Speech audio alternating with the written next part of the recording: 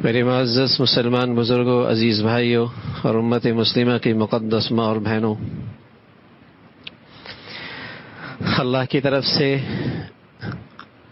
یہ ایک آیت ہے کہ تم نصیحت کرو اور نصیحت ایمان والوں کو نفع دیتی ہے۔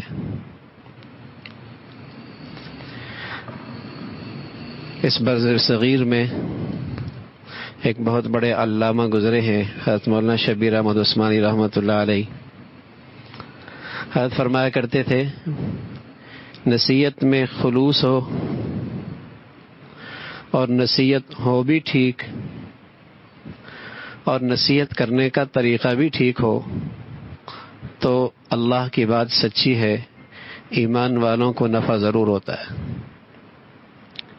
نیت بھی ٹھیک ہو اور نصیحت کا طریقہ بھی ٹھیک ہو اور نصیحت کا مضمون بھی سچا اور ٹھیک ہو تو ایمان والوں کو ضرور نفع ہوتا ہے۔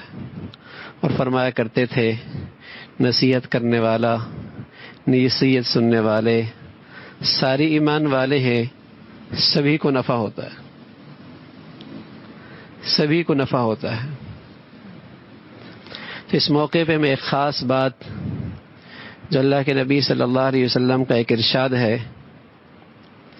اور ایسا لگتا ہے کہ وہ ارشاد ان حالات کے لیے ہے، بلکہ مجھے لگتا ہے کہ آج اور کل کے لیے، کہ ایک بات تو یہ ہے کہ ہر انسان پر مختلف حالات ضرور آتے ہیں، خوشی، غمی، جدائی، ملاپ، تنگی، آسانی، بیماری، صحت، یہ سارے حالات ایسے ہیں جن سے آدمی کو گزر نہیں ہوتا۔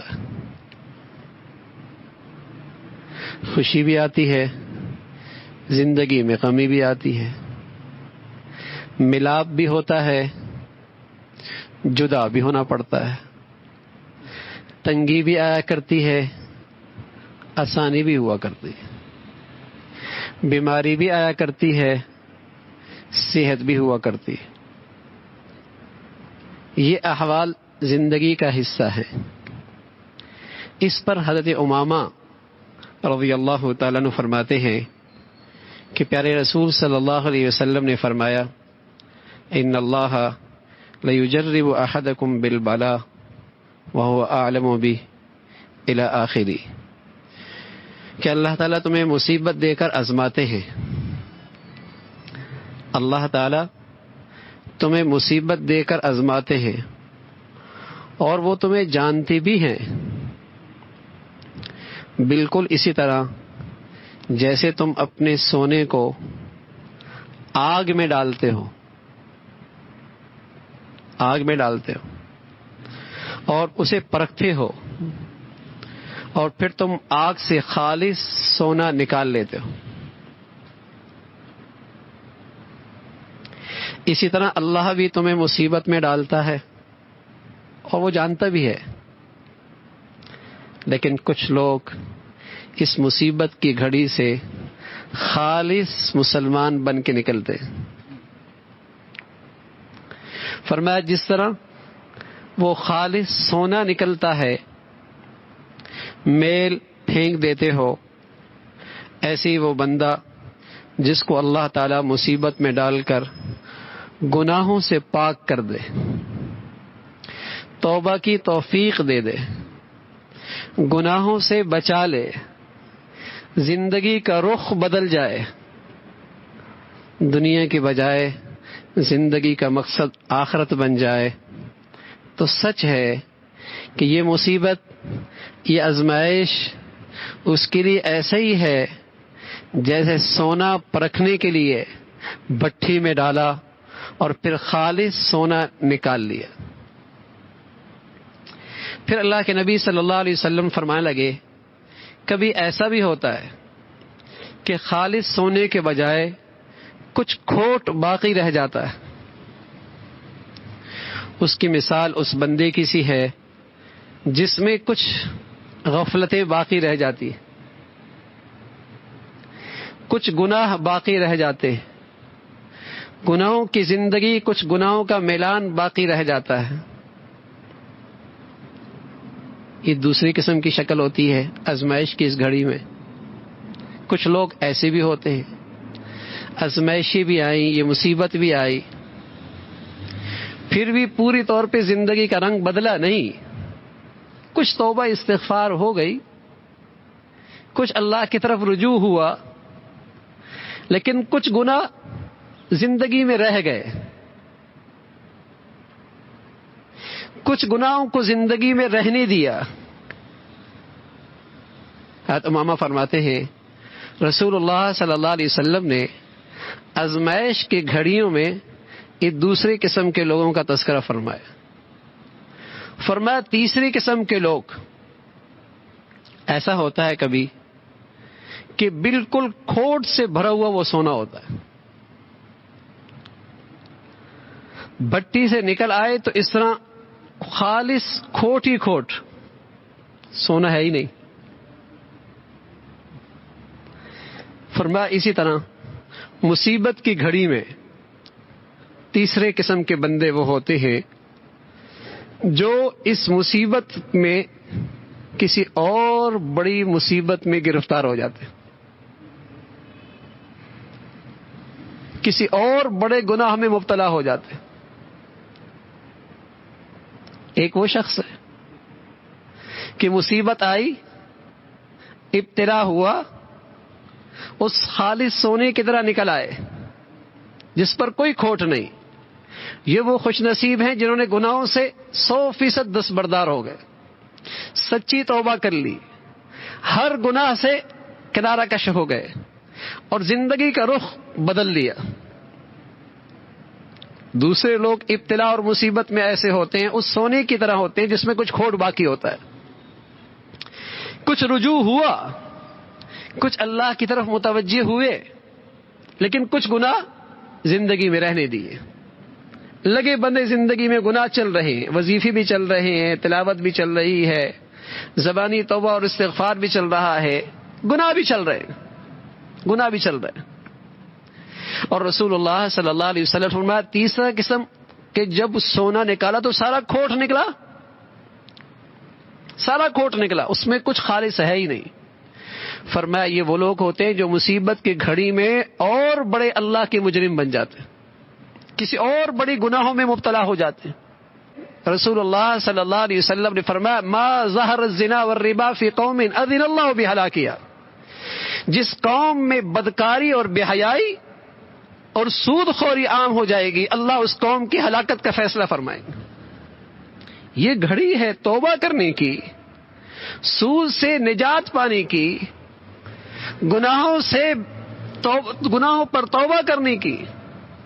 بدقسمتی ہے آزمائش کی اس گھڑی میں ان صنعتکاروں کو، ان بیچارے تاجروں کو ایک نئی مصیبت میں گھسیٹا جا رہا ہے، ایک نئی مصیبت میں پھینکا جا رہا ہے۔ اللہ نہ کرے، اللہ نہ کرے مسلمان اس گھڑی میں کوئی اس گناہ کی طرف جائے، اور ایک بڑا اجتماعی گناہ، پھر ڈر لگتا ہے جو مصیبتیں رکی ہوئی ہیں کہیں ایسا نہ ہو کہ ان کا بھی نزول شروع ہو جائے۔ اب تک وطن عزیز پر اللہ کا بڑا فضل ہے، اللہ کی بڑی مہربانی ہے، اہل اللہ کی دعائیں ہیں، نیک لوگوں کی اللہ کی طرف توجہ دلانا ہے، کچھ خوف خدا کی فضا ہے کہ وہ حشر اس ملک میں نہیں ہے جو کفار کی دنیا میں ہو رہا۔ اگر اس کا 10% بھی ہوتا تو حشر نشر ہو چکا ہوتا۔ یہ تو اللہ کی مہربانی ہو گئی، ورنہ کہاں ہمارے انتظامات، کہاں تحفظات کی شکلیں، کچھ بھی نہیں۔ یہ تو اللہ کی مہربانی ہو رہی ہے، اس کا فضل ہو رہا ہے۔ لیکن اس مصیبت کی گھڑی کے اندر بھی وہی اللہ سے اعلان جنگ کی باتیں، ریلیف دینا ہے، قرض حسنہ کی شکل میں دیا جا سکتا ہے، جائز شکلیں اختیار کی جا سکتی ہیں، حلال شکلیں اختیار کی جاتی ہیں، کی جا سکتی ہیں۔ ایسی صورت ہی کیوں جس میں اللہ کا غضب نازل ہو، جس سے لوگ اور حرام کی طرف جائیں؟ تو رسول اللہ صلی اللہ علیہ وسلم نے اس حدیث میں عرض کر رہا ہوں، ایسا لگتا ہے یہ آج اور کل کے متعلق اللہ کے نبی کا ارشاد ہے کہ کچھ لوگ تو ہیں اس ابتلا کی گھڑیوں میں، ظاہر معاشی طور پر بھی مسائل ہیں، کارخانے والوں کے لیے بھی مسائل ہیں، فیکٹری والوں کے لیے بھی مسائل ہیں، تاجروں کے لیے بھی مسائل ہیں، مزدوروں کے لیے بھی مسائل ہیں، اور ان مسائل کی گھڑیوں میں وہ ہمت اور استقامت سے یہ فیصلہ کر بیٹھے کہ اللہ کو ناراض نہیں کروں، کچھ ہو جائے اللہ کو ناراض نہیں کرنا، روکھا سوکھا برداشت کر لیں گے، سادہ زندگی گزار لیں گے، زندگی کے اسٹیٹس سے دستبردار ہو جائیں گے، لیکن اللہ سے اعلان جنگ نہیں کر سکتے، اپنے اللہ کو ناراض نہیں کر سکتے، اور زندگی کا پتہ کوئی نہیں، کتنی بدنصیبی ہوگی کہ سود خور اور پھر اس مصیبت میں گرفتار ہو جائے، پتہ نہیں زندگی مہینے کی ہے، 10 دن کی ہے، 2 دن کی ہے، کتنے دن کی ہے، اور اللہ سے اعلان جنگ کرتے کرتے مر گیا۔ تو ایک تو وہ خوش نصیب طبقہ ہے جس کے بارے میں رسول اللہ صلی اللہ علیہ وسلم نے فرمایا کہ مصیبت آئی خالص سونا بن کے نکلا، کہ اس آزمائش کی گھڑی میں ساری زندگی کی دنیا بدل گئی،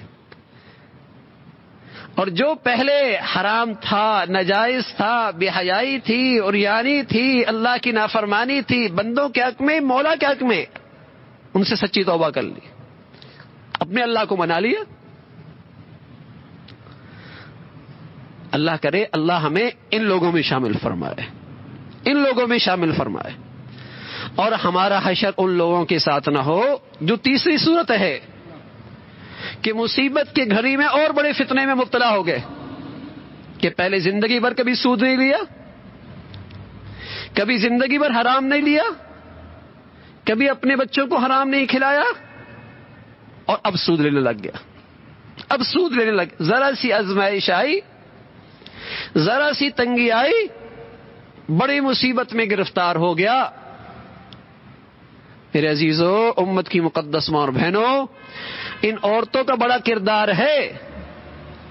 پہلے عورتیں، مائیں، بیٹیاں، بہنیں اپنے بچوں کے سامنے، اپنے شوہروں کے سامنے، اپنے بھائیوں کے پاؤں پڑ جایا کرتی تھی، ہم روکھا سوکھا کھا لیں گے، سادہ پہن لیں گے، خواہشات سے دستبردار ہو جائیں گی، لیکن ہم اپنے گھروں میں حرام برداشت نہیں کر سکتے، ہم اپنے گھروں میں لقمہ حرام نہیں برداشت کر سکتے، تو مردوں کو حوصلہ ملتا، مردوں کی ہمت بڑھتی، اور وہ گھر حرام سے محفوظ رہتا، حرام سے محفوظ رہتا۔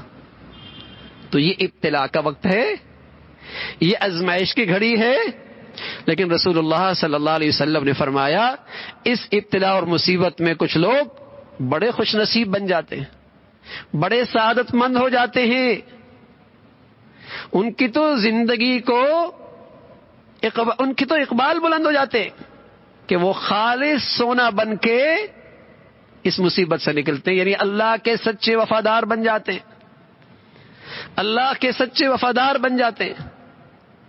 تو اللہ ہمیں دوسرے طبقے سے بھی بچائے جو کچھ اللہ کی طرف متوجہ ہوا اور کچھ گناہوں کے انگارے زندگی میں رہنے دی، اور اللہ پناہ نصیب فرمائے، اللہ حفاظت فرمائے، اللہ پناہ نصیب فرمائے کہ تیسرا طبقہ کہ آزمائش کی اس گھڑی میں کسی اور بڑے گناہ میں مبتلا ہو گیا، اللہ سے شکوے کرنے لگ گیا، اللہ سے شکایت کرنے لگ گیا، اللہ سے اور دور ہو گیا، اور کسی حرام راستے پہ چل نکلا، اللہ اس سے محفوظ فرمائے۔ تو یہ رسول اللہ صلی اللہ علیہ وسلم کی ایک نصیحت ہے، اور اللہ کا ارشاد ہے نصیحت خلوص کے ساتھ ہو، سچی ہو، صحیح طرز کے ساتھ ہو، تو اس نصیحت کا نفع ضرور ہوتا ہے، اور اللہ کی ذات سے امید ہے انشاءاللہ اہل ایمان کو اس سے خوب فائدہ ہوگا۔ سبحانک اللہم بحمدک، نشہد ان لا الہ الا اللہ، نستغفرک ونتوب الیک۔ تو آپ علیہ الصلوۃ والسلام کو اللہ نے یہ عظیم الشان معجزہ عطا فرمایا، سبحان الذي اسرى بعبده ليلا من المسجد الحرام الى المسجد الاقصى، اور آپ علیہ الصلوۃ والسلام کو راستے کے اندر بہت ساری چیزوں کا مشاہدہ کرایا گیا، برزخ کے احوال آپ کو دکھائے گئے جو پردے میں ہیں، آپ کو مشاہدہ کرایا گیا. آپ ایک جگہ سے گزرتے ہیں کہ کیا دیکھتے ہیں کہ ایک شخص ہے، اس کا سر پھوڑا جاتا ہے اور پھر اسے صحیح کر دیا جاتا ہے، پھر پھوڑا جاتا ہے، پھر صحیح کر دیا جاتا ہے. تو آپ کو بتلایا جاتا ہے یہ وہ شخص ہے جو فرض نماز میں کوتاہیاں کرتا ہے، یہ اس کا انجام ہوگا. جو نماز کے فرائض میں کوتاہیاں کرتا ہے یہ اس کا انجام ہوگا. پھر آپ کو مشاہدہ کرایا گیا. اب آگے نکلے کچھ لوگ نظر آئے کہ جن کے پیٹ بڑے بڑے گھروں کی طرح، کوٹھیوں کی طرح تھے، بڑے بڑے پیٹ تھے، اور کے اندر مختلف قسم کے اژدہے تھے. وہ اٹھتے اور پھر گر پڑتے، اٹھتے اور پھر گر پڑتے. آپ نے پوچھا یہ کون لوگ ہیں؟ آپ کو بتایا یہ وہ لوگ ہیں جو اس امت میں سود کھایا کرتے ہیں.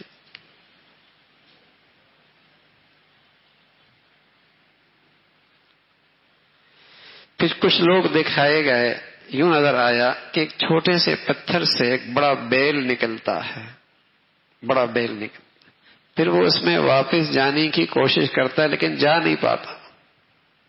تو آپ کو خبر ملتی یہ وہ لوگ ہیں جو اپنی زبان سے وہ کچھ نکالیں گے، پھر انہیں اس بات پر نکالنے پر شرمندگی ہوگی لیکن وہ بات واپس نہیں جا سکتی، بات واپس دوبارہ نہیں جا سکتی. پھر کچھ لوگ ہوں گے جن کے پہلوؤں کو کاٹا جائے گا اور پھر انہیں وہی گوشت کھلایا جائے گا. پہلوؤں سے جسم کا حصہ کاٹ کر انہیں کھلایا جائے گا. کہا گیا یہ وہ لوگ ہیں جو لوگوں کی عیب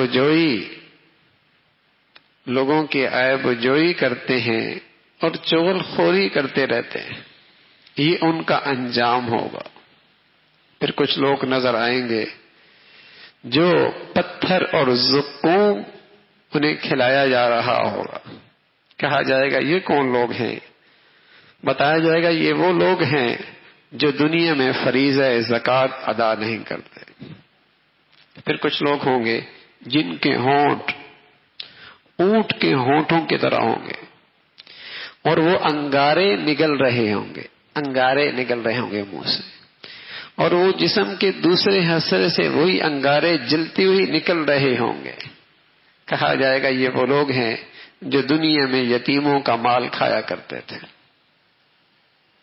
جو دنیا میں یتیموں کا مال کھایا کرتے تھے. تو یوں اللہ کے نبی صلی اللہ علیہ وسلم کو اس سفر کے اندر اس برزخ کے احوال دکھلائے گئے، بتلائے گئے.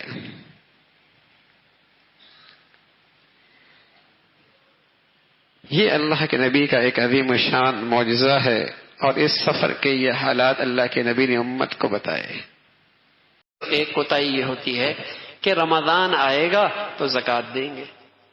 نانا میرے عزیزو، آدمی جس دن مالدار بنا وہ اس کی زکوٰۃ دینے کی تاریخ ہے. جس دن اس کے پاس 52.5 تولہ چاندی آ گئے وہ اس کی زکوٰۃ دینے کی تاریخ ہے. اگر اب تک مقرر نہیں کی اب مقرر کر لو، اور مقرر کرتی ہوئی اس کا خیال رکھیں کہ وہ اسلامی تاریخ کی مہینے کی تاریخ ہو، اس لیے کہ انگریزی مہینے 10 دن پیچھے ہوتے رہتے ہیں، زکوٰۃ پھر صحیح ادا نہیں ہوتی. اسلامی تاریخ مقرر کر لی جائے اور آئندہ ہمیشہ اس تاریخ پر اپنی مالیات کا حساب کیا جائے، اس کا اہتمام. اور تیسری بات پھر عزیزو، اس بات کی فکر کی، اس بات کا بھی خیال رکھا جائے کہ جو مشہور ہے کہ ہر رقم پہ سال گزرنا ضروری ہے، ایسا نہیں. ایک مرتبہ مالدار ہو گیا اور سال گزر گیا، اب اگر زکوٰۃ کی تاریخ سے ایک دن پہلے اس کے پاس لاکھوں روپے آ گئے تو یہ بھی اس رقم میں ملا کر زکوٰۃ کی تاریخ میں سب کی زکوٰۃ نکالی جائے. مثلا 1 شعبان میری تاریخ کا حساب ہوتا ہے، میرا زکوٰۃ کا حساب ہوتا ہے، 2 دن پہلے آمدنی آ گئی، اس کو ملا کر سب کو 1 شعبان میں حساب کروں. ہاں شریعت نے یہ بھی آسانی کر دی، اگر چند دن پہلے آپ نے لاکھوں روپے اپنی ضروریات میں خرچ کر دیے اس پہ زکوٰۃ نہیں، حالانکہ سارا سال وہ آپ کے پاس اس پہ بھی زکوٰۃ نہیں، اس میں بھی زکوٰۃ نہیں۔ تو زکوٰۃ کی تاریخ مقرر کی جائے، اپنی مالیات کا حساب کیا جائے کہ سونا چاندی نقدی تجارت کا سامان۔ اور میرے عزیزو یہ بھی اچھا نہیں کہ زکوٰۃ کے آپ نے حساب کر لیا اور پورے سال آپ کے پاس زکوٰۃ پڑی ہوئی اور سال پھر شروع ہو گیا، یہ بھی اچھا نہیں۔ جتنا جلدی ہو زکوٰۃ ادا کر دی جائے، اور اس کی سب سے بہتر شکل یہ ہے کہ زکوٰۃ پہلے سے ادا کرنا شروع کر دیں، پورے سال زکوٰۃ ادا کریں، اور یکم شعبان کو جب آپ حساب کریں گے تو مثلا آپ کی زکوٰۃ بنتی ہے 10 لاکھ اور آپ پورے سال 9 لاکھ ادا بھی کر چکے، بہت اچھا، 1 لاکھ دے کر اپنی ذمہ داری سے اپنی ذمہ داری پوری کریں، فریضہ مکمل ہو جائے۔ اور اگر آپ نے زکوٰۃ دینی تھی 10 لاکھ اور آپ نے پورے سال دے دی 15 لاکھ، کوئی بات نہیں، اس کو اگلے سال سے مائنس کر سکتے، اس کو اگلے سال سے بھی مائنس کر سکتے۔ تو اس لیے بہتر شکل یہی ہوتی ہے کہ زکوٰۃ پہلے سے ادا کرنا ضروری، پہلے سے ادا کرتا رہے۔ کہ عظمت، محبت، احترام، خدمت اسلامی زندگی کا ایک بہت بڑا حسن ہے، اسلامی معاشرے کی ایک نمایاں خوبی ہے کہ وہاں بیٹے کا باپ کے ساتھ تعلق کسٹمر کا نہیں ہوتا، رشتے کی محبت اور احترام کا ہوتا ہے، کہ ایسا نہیں ہوتا کہ باپ بوڑھا ہو گیا تو بیکار ہو گیا، جیسے فیکٹری کے لحاظ سے بیکار ہے ایسے گھر کے لحاظ سے بھی بے بیکار ہے، ایسی اولاد کے نظروں میں بھی بے بیکار ہے۔ اسلام کی تعلیمات کا خوبصورت امتیاز ہے کہ جتنا بوڑھا ہے بیٹوں کی اور اولاد کی نظروں میں اتنا ہی قیمتی اثاثہ ہے۔ مغربی زندگی کا نقشہ ہے، وہاں چونکہ تعلق کسٹمر کا ہوتا ہے، جہاں نفع ختم تو بیٹے کا باپ سے تعلق ختم، بیوی کا شوہر سے تعلق ختم، بیوی کا شوہر سے تعلق ختم، وہاں ساری زندگی کی سلسلہ کسٹمر کی بنیاد، نفع نقصان کی بنیاد پہ چلتا ہے، وہ بھی دنیا کے لحاظ سے۔ لیکن اسلام کا یہ طرہ امتیاز ہے کہ بوڑھا جتنا بڑھاپے میں جائے، ایک نیک صالح اولاد جس کی تربیت اسلام کی خوبصورت تعلیمات کے سانچے میں ڈھلی ہوئی ہو، وہ اپنے ماں باپ کی عظمت کو، اپنی سعادت، اپنی نجات، دنیا کی برکت کا سب سے بڑا ذریعہ سمجھتا۔ جس گھر کی دہلیز میں اسلام کی تعلیمات کوئی نہیں، وہاں بوڑھا باپ بوجھ ہے، اور جس گھر میں تعلیم اسلام کی تعلیم روشن ہے، اس میں بہار ہے، وہاں بوڑھا باپ اہل گھرانے کے لیے باعث برکت ہے، باعث برکت ہے، باعث رحمت ہے، اس کی خدمت سعادت ہے، اس کی قدموں میں نجات ہے، اللہ کی رحمت کو کھینچنے کا بہت بڑا ذریعہ ہے۔ لیکن جہاں اسلام کی زندگی کو تازگی نصیب ہو، یہ انہی گھروں کا نقشہ ہے، اور جہاں صرف مادی نقشوں کی باتیں ہیں، اور جسے کہیں کہ جس تعلیم نے صرف دولت کمانا ہی انسانیت قرار دیا ہے، وہاں آپ کو یہ نقشہ نہیں ملے گا۔ وہاں بوڑھا باپ ہسپتالوں میں مہینوں پڑا ہے، بیٹے کے پاس اس سے ملاقات کا وقت کوئی نہیں۔ یہ تو میں مشرق کی حالت بتا رہا ہوں، جہاں مغرب کے اثرات آ گئے ہیں۔ خود مغرب کا حال یہ ہے کہ بیٹے کے پاس باپ کی تدفین کے لیے بھی وقت کوئی نہیں ہے، باپ کی تدفین کے لیے بھی وقت کوئی نہیں ہے۔ دوڑ ہے، پڑھائی یہی ہے کہ انسانیت کا معراج اسٹیٹس ہے، انسانیت کی معراج دولت اکٹھی کرنا ہے۔ پڑھائی یہی ہے کہ خواہشات پورا کرنے کا نام زندگی ہے، تو پھر فرصت کہاں؟ ایک شخص آئے گا، یا رسول اللہ اخبرنی بعمل یدخلنی الجنہ، وَيُبَاعِدُنِي مِنَ النَّارِ، اللہ کے رسول مجھے کوئی ایسا عمل بتا دے کہ میں جنت میں داخل ہو جاؤں اور جہنم سے دور ہو جاؤں۔ طویل سوال کیا یہ، تو اس کے سوالات پہ حضور جواب دیتے چلے گئے۔ حضور علیہ الصلوۃ والسلام نے فرمایا کہ تم بہت بڑی بات پوچھی ہے تم نے، لیکن یہ بڑی اور بھاری ہونے کے باوجود اس بندے کے لیے آسان ہے جس کے لیے اللہ آسان کر دے اور جسے اللہ توفیق دے دے۔ لو سنو پھر، سب سے مقدم بات تو یہ کہ دین کے ان بنیادی مطالبوں کو فکر اور اہتمام سے ادا کرو۔ اللہ کی عبادت کرو، اس کے ساتھ کسی کو شریک نہ کرو، اچھے طریقے اور دل کی توجہ کے ساتھ نماز ادا کرو، زکوٰۃ دیا کرو، رمضان کے روزے رکھا کرو، بیت اللہ کا حج کیا کرو۔ یہ بات تو فرما دی۔ پھر فرمایا میں تمہیں کچھ اور خیر کے دروازے بتاؤں؟ گویا کچھ اب تک آپ نے بتلایا یہ تو اسلام کے ارکان اور فرائض تھے، فرمایا کچھ اور خیر کے ابواب دروازے بتاؤں؟ کہا یا رسول اللہ ضرور بتلائیں۔ اس سے مراد آپ کی نفلی عبادت تھی۔ تو حضور علیہ الصلوۃ والسلام نے فرمایا پھر گناہ، پھر روزہ، یہ ایک ڈھال ہے دوزخ کی آگ سے، اور صدقہ گناہ سے پیدا ہونے والی آگ کو اس طرح بجھا دیتا ہے جس طرح پانی آگ کو بجھا دیتا ہے۔ اور رات کے درمیانی حصے کی نماز یعنی نماز تہجد کا بھی یہی حال ہے۔ اس کے بعد آپ علیہ الصلوۃ والسلام نے سورہ سجدہ کی آیت تلاوت فرمائی، تتجافى جنوبهم عن المضاجع يدعون ربهم خوفا وطمعا ومما رزقناهم ينفقون۔ کچھ اللہ کے پیارے جن کے راتوں کی تاریک تنہائیوں میں ان کے پہلو بستروں سے الگ رہتے ہیں اور اپنے رب کو پکارتے ہیں امید اور خوف کے ساتھ، اور جو اللہ نے انہیں دیا اس میں سے خرچ کرتے ہیں۔ پھر اللہ کہتا ہے فَلَا تَعْلَمُ نَفْسٌ مَّا أُخْفِيَ لَهُم مِّن قُرَّةِ أَعْيُنٍ، اس کے پتہ کوئی نہیں اسے کہ اللہ نے اس کی آنکھوں کی ٹھنڈک کے لیے کیا کچھ تیار کر رکھا ہے۔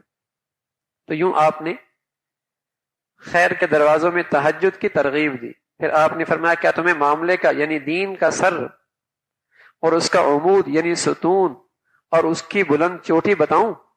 پھر کہا آپ نے کہ میں تمہیں سارے دین کی بنیاد، سر، اور جسے کہیں کہ اس کا ستون اور اس کی بلند چوٹی بتاؤں؟ حضرت معاذ رضی اللہ عنہ کہنے لگے میں نے عرض کی حضرت ضرور بتائیں۔ آپ نے فرمایا دین کا سر یا سرا اسلام ہے۔ آزاد سب ٹھیک ہیں، معاملات بھی ٹھیک، معاشرت بھی ٹھیک، لیکن کسی آدمی کے ہاتھ بھی ٹھیک، پاؤں بھی ٹھیک، سب ٹھیک، لیکن سر نہ ہو تو؟ اسی طرح حضور فرما رہا ہے کسی آدمی کا سب ٹھیک، اخلاق ٹھیک، معاملات ٹھیک، سب ٹھیک، لیکن اسلام ہی نہیں ہے۔ اس لیے آج کہتے ہیں نا وہ ہم سے اچھے ہیں۔ ارے میاں، ایک آدمی کا سر نہ ہو اور ایک آدمی کا ہاتھ پاؤں تو ٹوٹے لیکن سر تو ہو، تو کون اچھا ہے اس میں؟ ظاہر ہے سر والا اچھا ہے نا۔ یہ جملہ درست نہیں ہے کہ وہ ہم سے اچھے ہیں، کوئی ظاہری طور پہ کچھ چیز دیکھنے کا وہ ہم سے اچھے ہیں۔ کیوں اچھے ہیں بھائی؟ میرا نبی کہہ رہے ہیں ساری اچھائیوں کی بنیاد اور سر وہ اسلام ہے۔ اگر مسلمان ہے تو سب اعضاء بھی ٹھیک کام آئیں گے، ٹانگیں بھی کام آئیں گی، ہاتھ بھی کام آئیں گے، اخلاق بھی کام آئیں گے، معاشرت بھی کام آئے گی۔ فرمایا سر کیا ہے دین کا؟ وہ اسلام ہے کہ لا الہ الا اللہ محمد رسول اللہ، صاحب ایمان ہو۔ اور فرمایا اس کا عمود ستون کیا ہے؟ اس کے بغیر عمارت نہیں کھڑی ہوتی، وہ نماز ہے۔ اور پھر فرمایا اس کی بلند چوٹی بتاؤں؟ فرمایا اس کی بلند چوٹی جہاد ہے۔ اس میں کیا شک ہے کہ اسلام کی رفعت اور عظمت کا تعلق جہاد سے۔ حضرت معاذ کہتے ہیں حضور علیہ الصلوۃ والسلام نے فرمایا کہ میں تمہیں ان سب کا مدار بتاؤں کہ جن کے بغیر یہ سب ہیج اور بے وزن ہے۔ اللہ جو میں بات بتانا چاہ رہا ہوں اس کے لیے حدیث پڑھی۔ آپ نے فرمایا نماز، روزہ، زکوٰۃ، نفل، تہجد، صدقات، خیرات، سب کچھ، ان سب کی مدار بتاؤں جس کے بغیر یہ سب ہیج ہیں، بے وزن ہیں، بے نور ہیں؟ تو حضور علیہ الصلوۃ والسلام سے معاذ نے عرض کیا یا رسول اللہ ضرور بتلائیے۔ آپ نے اپنی زبان پکڑی اور فرمایا اس کو روکو، یعنی اپنی زبان کو قابو میں رکھو، یہ چلنے میں بے باک اور بے احتیاط نہ ہو۔ حضرت معاذ کہتے ہیں میں نے عرض کی حضرت ہم جو بات کرتے ہیں کیا ان پر بھی ہماری پکڑ ہوگی؟ آپ نے فرمایا اے معاذ تجھے تیری ماں روئے، عربی زبان کے اندر یہ پیار کا ایک جملہ ہے۔ آدمیوں کو دوزخ میں ان کے منہ کے بل یا فرمایا ان کے ناکوں کے بل زیادہ تر ان کی زبانوں کی بے باکانہ باتیں ہی ڈالیں گی. زبان کا غلط استعمال اور اس کی بے احتیاطی اور بے باکانہ اس کا استعمال یہی آدمی کو جہنم میں اوندا منہ ڈالے گی.